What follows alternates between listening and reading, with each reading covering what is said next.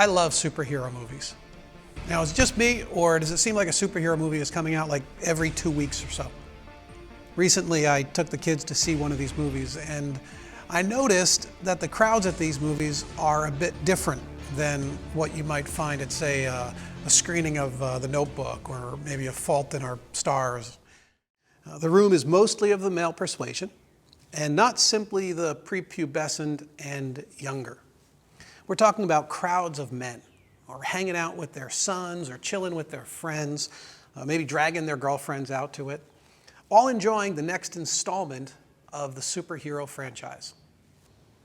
Men, what do you want out of life? A bigger house, more money, a faster car? I mean, is that the deepest that we can dream? I mean, in your best moments, what do you really want for your life? Isn't it true that what you really want is to make a difference?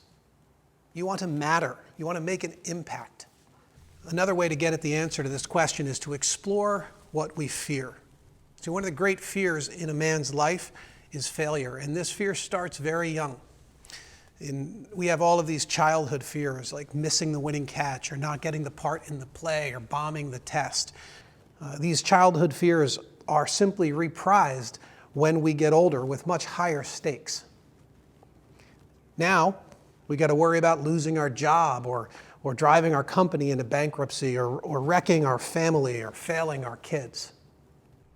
These failures, they convince us that we don't have what it takes, and men, we don't like that. You want to be the hero of the story. You want to know that your life matters. We want our employees to have confidence in our leadership, that our bosses trust our insight, that our friends consider us faithful, that our families are secure and protected, that our wives respect and adore us. We need heroes in our day, men of courage who will stand and fight for their families and for their communities. Every man here longs to be a hero in a story that matters. The Bible tells the story of just such a hero, Noah. See, in the days of Noah, millions of people had spread across the face of the earth, but they turned away from God and they pursued every kind of wickedness.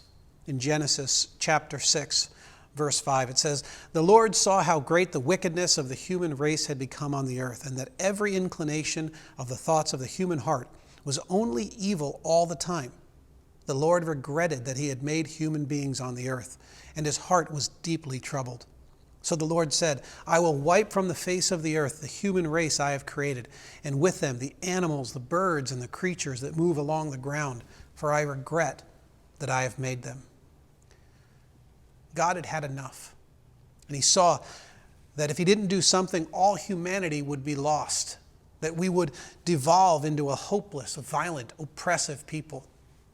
You can imagine what a world like this would look like, a world with no rule of law, where might makes right, where the violent rule, where evil is rampant.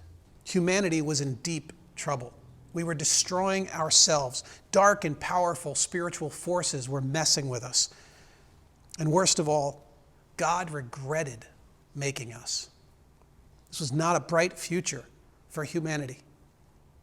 It's easy to think of the horrors of the flood story. Countless millions dead, the earth destroyed. But at its heart, it's a love story.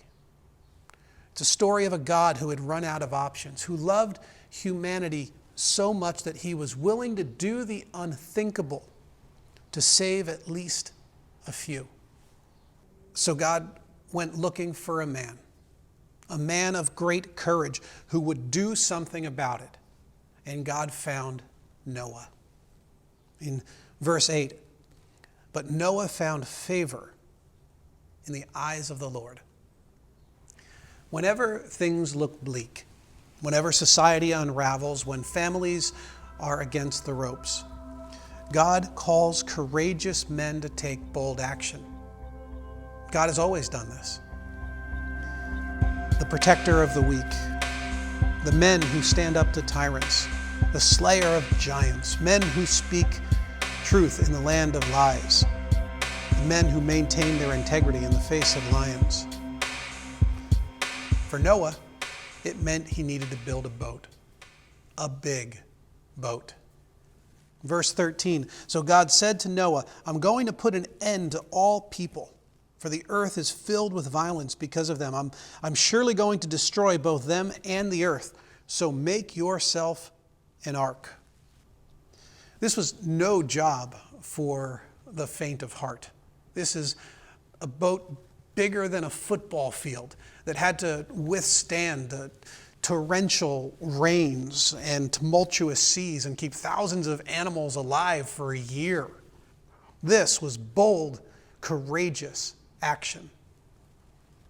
This was bigger than anything that anyone had ever seen, and it was bigger than anything that Noah could have imagined or dreamed. And Noah was to build it precisely how God had described it. And therein lies the great risk for each of us. Men, we love to build. We love to create things and to dream big dreams. But are you building what God is calling you to build? What God wants you to build? The ark needs to be built according to God's precise instructions. How many men spend their lives building careers, providing for their families, but nothing for God's kingdom? Sure, their kingdom, absolutely. Their legacy, yes, certainly. But what about God's kingdom? What about protecting His creatures and doing it in God's way? This is the very thing that many men resist. See, if you take bold action in the wrong direction, you're only going to make things worse. So you hear that there's a flood coming. I got it. Maybe I'll build a speedboat. Really, you're going to throw some tubes on there and maybe bring some skis along for the ride. But God is calling you to build an ark. Maybe you say, no. I know God said an ark, but maybe instead we could do something totally different. Like what about a helicopter? Maybe that would be a better way. Or a plane. Wait, no, water, seaplane. Maybe we'll do a seaplane. But you see, God said, build an ark. No, you know what we'll do instead? We'll build a tower. We'll build a tower so high that the waters will never touch it. Men, I know you have what it takes to build a great tower. But building a tower when God says build a boat is idiotic.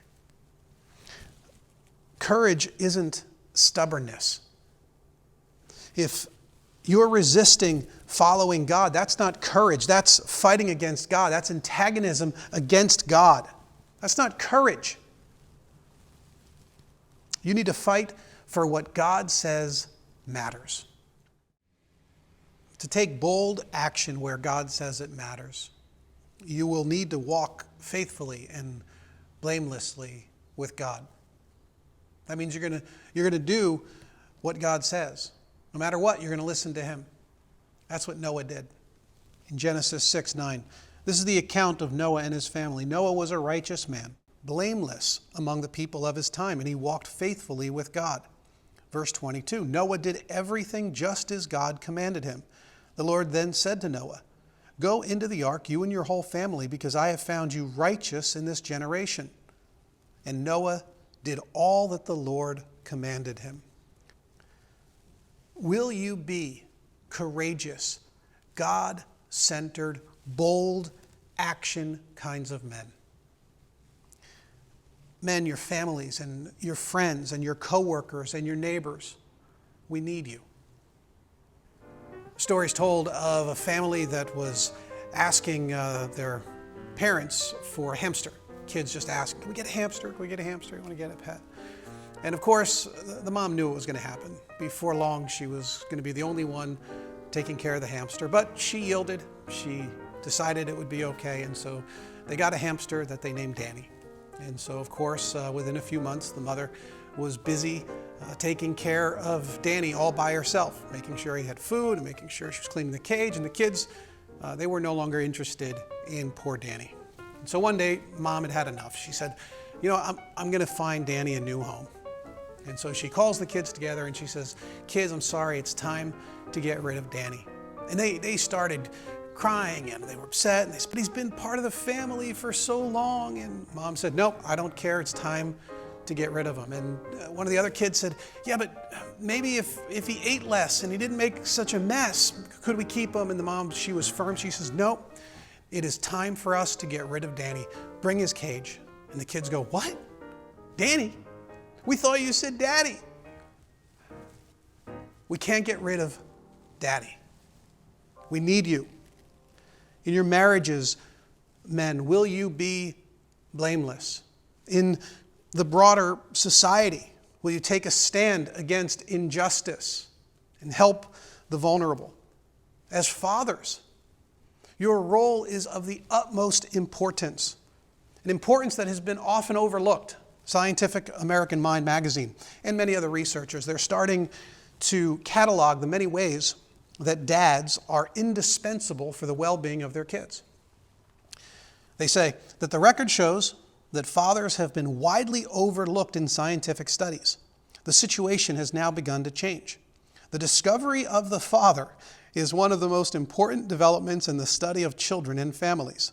Our failure to address the question of father's value is more than simply a matter of academic bickering. It is reflected in the shape of the American family. Fathers are disappearing. Fewer dads are participating in the lives of their children now than at any time since the U.S. began keeping records.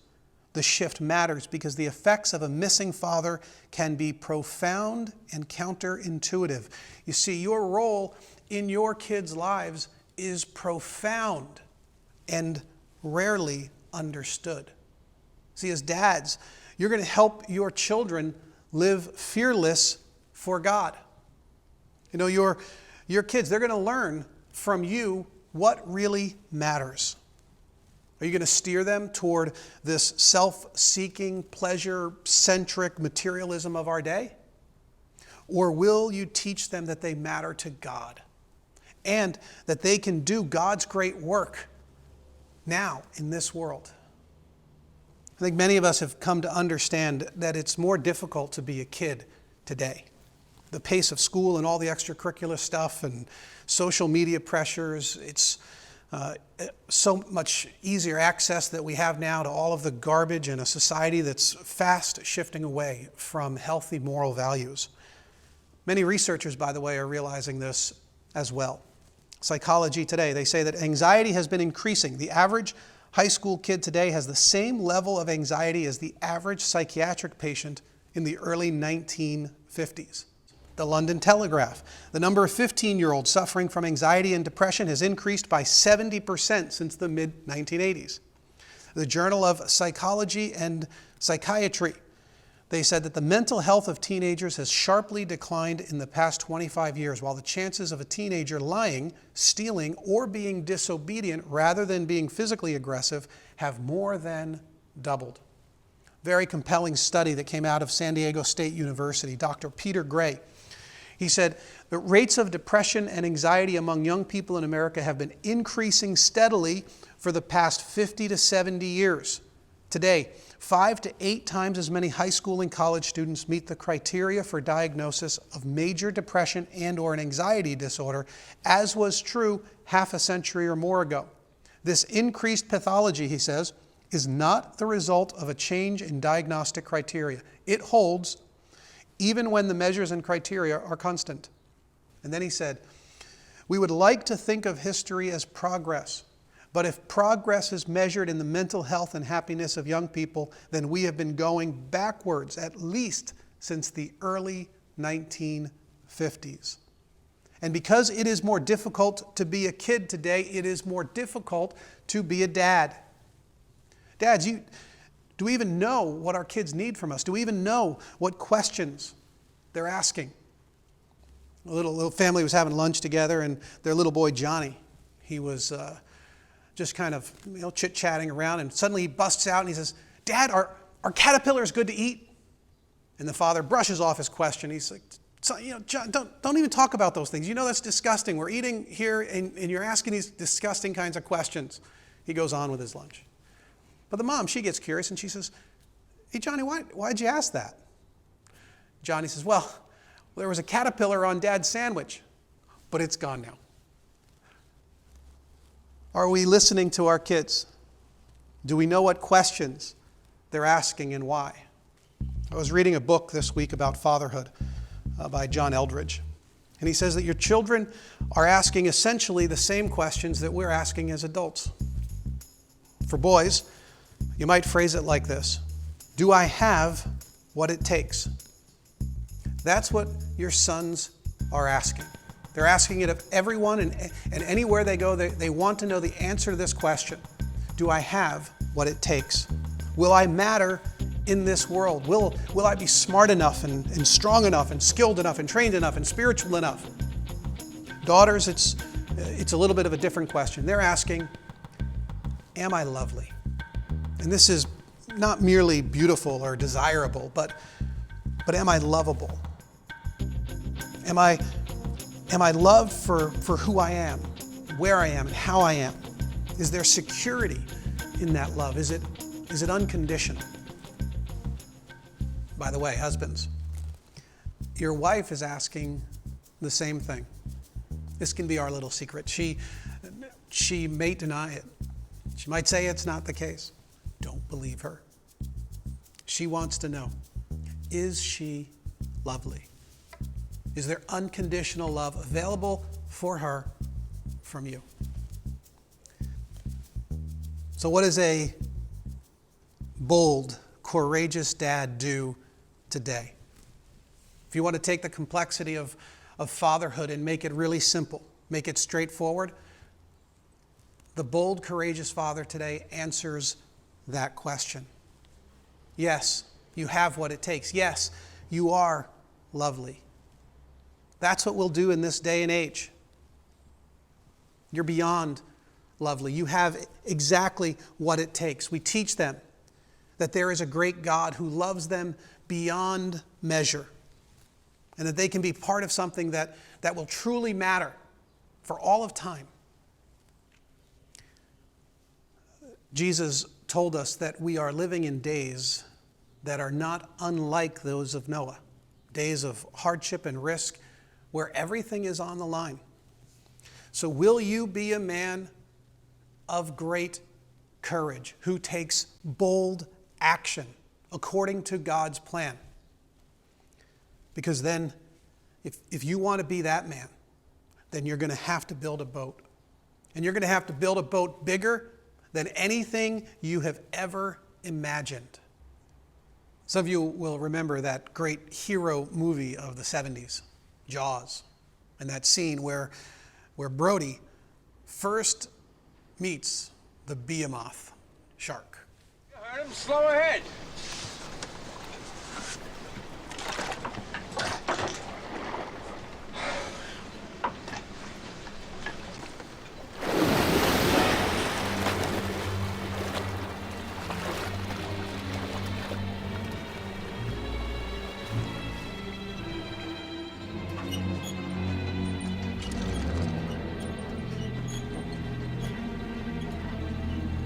You're gonna need a bigger boat.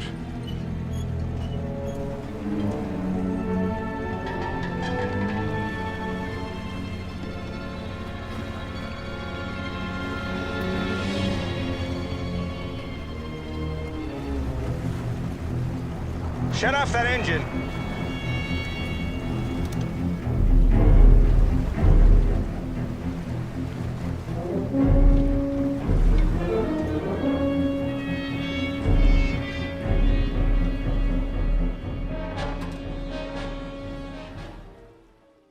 Men, you're going to need a bigger boat.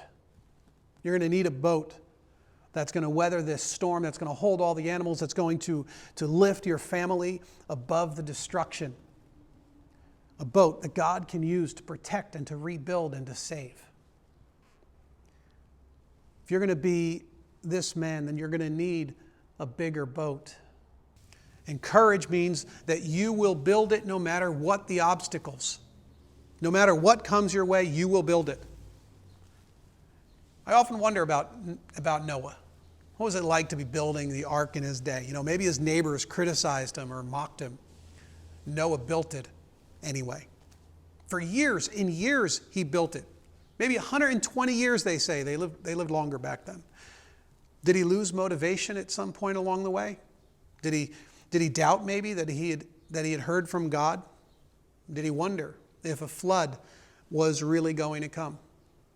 Noah built it anyway. I wonder if Noah's family understood.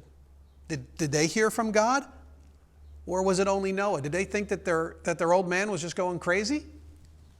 Noah built it anyway. Maybe Noah's friends, they wondered why he was spending so much time on this whole mission of God thing. Maybe they wanted the old Noah back. Noah built it anyway.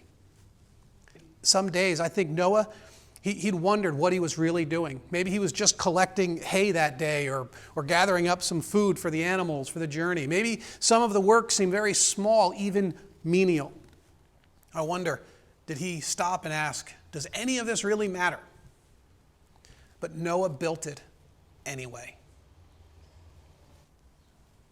Men, it has been wired into you to want to matter, to be the hero of the story. I know you want to matter in this world. And I want to tell you, you have what it takes. You have what it takes, and we need you. And even more importantly, your Father in heaven, He says that you have what it takes. He says that you can be blameless in this generation. You can be a provider for your family. You can be a protector and a restorer of society. In a day when so many people are taking the easy way out, there are many just hurting families and so much societal conflict and tension and all this. Who is going to build the boat? When parents are feeding their kids the lies of the dominant culture, when dads are checking out, when husbands are so quick to wander, who will build this boat? It will be men of courage, men who will be standing up to defend when all of the others are sitting down. Men who, when tempted to take the dishonest shortcut or to seek a little guilty pleasure, instead will come out on the other side blameless. God is telling you, even in difficult days, I know you have what it takes. He says, listen up, my son. Build the boat. Be blameless. Be faithful. Overcome every obstacle through trust in Jesus Christ. Have courage and take bold action. I know you have what it takes.